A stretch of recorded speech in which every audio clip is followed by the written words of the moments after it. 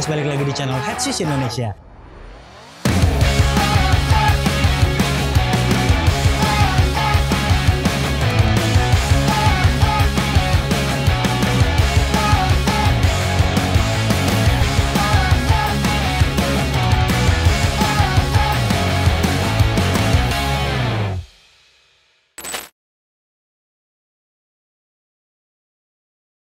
Halo Bowlers, balik lagi di channel Head Shoes Indonesia.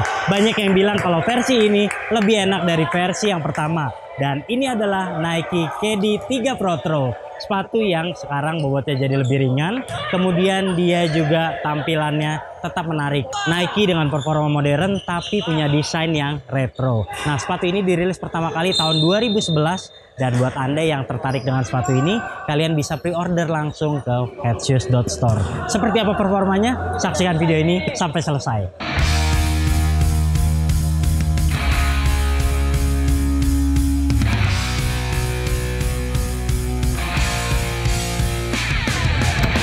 Kita mulai membahas dari bagian detailnya.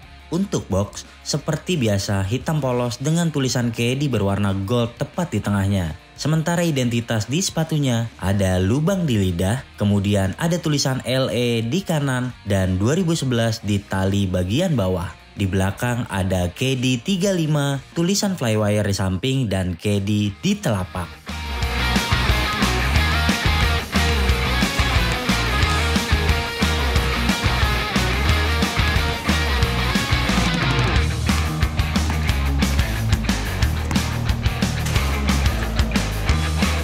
Traksi sudah mengandalkan pola herringbone dengan bahan karet yang tidak bisa dibilang tebal. Ada juga garis ke samping yang dapat diandalkan ketika Anda berhenti lateral. Secara keseluruhan, sepatu ini nyaman untuk digunakan bermanuver di lapangan yang bersih.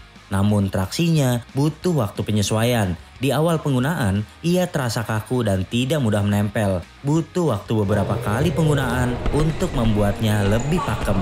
Sayangnya traksi seperti ini tidak cocok digunakan di lapangan yang kotor. Karena jika sudah dipenuhi debu, sulit sekali berhenti dengan baik. Apalagi ia juga tidak kuat jika Anda sering gunakan di lapangan outdoor. Berbicara transisi, pada zamannya ini salah satu sepatu yang memiliki transisi paling smooth. Namun secara keseluruhan, tidak ada yang spesial dengan traksinya.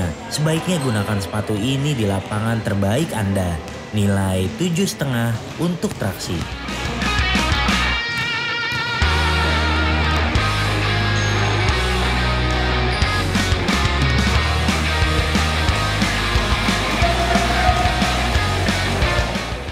Keunggulan model terbaru ini ketimbang versi terdahulu adalah bobotnya yang jauh lebih ringan. Namun demikian, bantalan sepatu ini tidak mendapatkan peremajaan yang menarik. Secara keseluruhan, hanya terdapat zoom unit berukuran sedang yang bisa dilihat dari rongga pada bagian telapak. Lalu penerapan ini juga membutuhkan waktu penyesuaian. Setelah beberapa kali dipakai, baru terasa zoom unitnya bekerja. Terasa tipis dan tidak menimbulkan efek memantul yang maksimal. Sementara di belakang terasa keras. Busa pylonnya begitu kaku.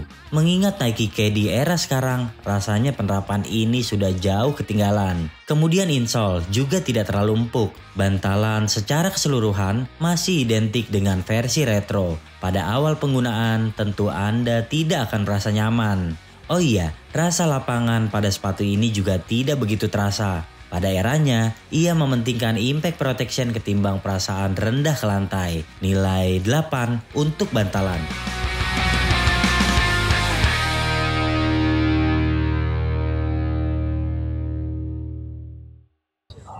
Oke, buat yang tertarik membeli sepatu ini langsung aja pre-order true to size karena karakternya cukup lebar tapi dia bahan atasnya kaku. Jadi kayaknya di awal penggunaan Anda tidak akan langsung nyaman dan butuh waktu beberapa kali penggunaan dulu baru bikin sepatu ini lebih nyaman. Dan karakternya ini agak roomy kalau Anda milih true to size. Jadi kayak ada bagian yang tidak sempurna ataupun ruang mati yang cukup banyak di KD 3 Pro Throw ini.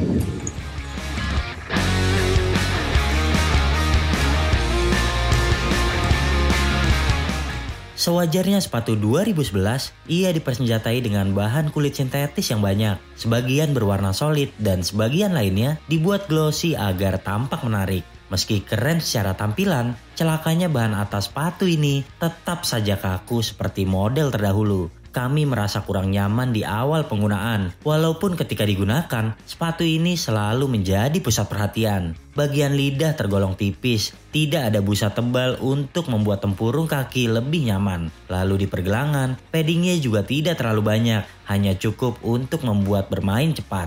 Talinya kami suka, bertekstur dan tidak terlalu tebal, hanya saja agak licin sehingga Anda perlu mengikatnya 2 kali jika ingin bermain cepat. Secara keseluruhan, penerapan bahan atas sepatu ini membuatnya kaku dan gerah. Hanya terdapat rongga ventilasi pada bagian bawah lidah. Itu pun tidak begitu terasa. Jika Anda sudah terbiasa dengan sepatu berbahan knit atau mesh tipis, maka menggunakan sepatu ini akan butuh penyesuaian lagi. Kami suka secara tampilan, tapi tidak untuk kenyamanan. Nilai 8,3 untuk bahan atas.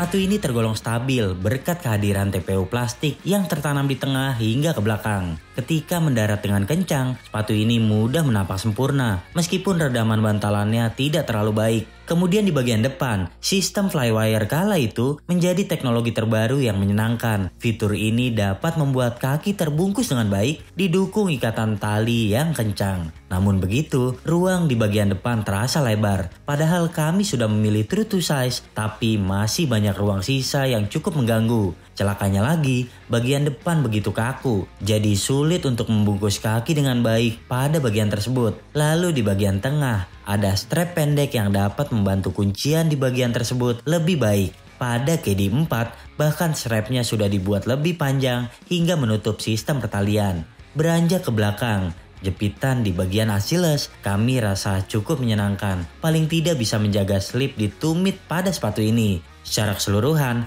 versi Protro mungkin lebih ringan. Namun untuk faktor keselamatan yang diusungnya, kami rasa sudah ketinggalan. KD14 dan KD15 masih lebih baik dari ini. Nilai 7,5 untuk kuncian.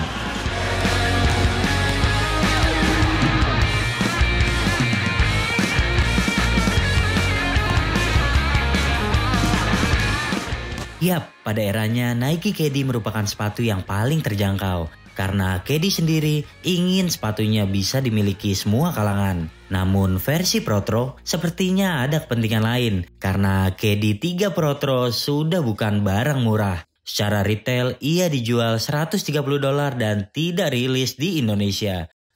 Tentu akan jauh lebih mahal jika Anda mengirimnya ke sini. Oke bowlers, jadi kesimpulannya kalau Anda di 2011 nggak sempat punya sepatu ini dan sekarang udah punya uang untuk membelinya secara pre-order, kayaknya bisa jadi barang nostalgia yang enak untuk dimiliki. Tapi kalau bicara performanya ketimbang KD15 ataupun KD14, saya lebih suka ataupun lebih tertarik dengan KD terbaru tersebut ketimbang versi yang retro ini.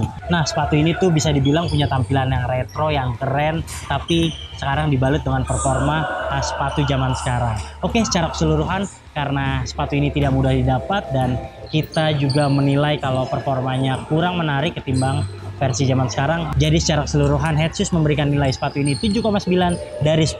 Oke bowlers, jika Anda suka video ini jangan lupa klik like, subscribe, serta tulisan komen di kolom komentar. Main-main juga ke Instagram kami di headshoes.id dan headshoes.store. Sampai jumpa di video kami selanjutnya. Bye-bye.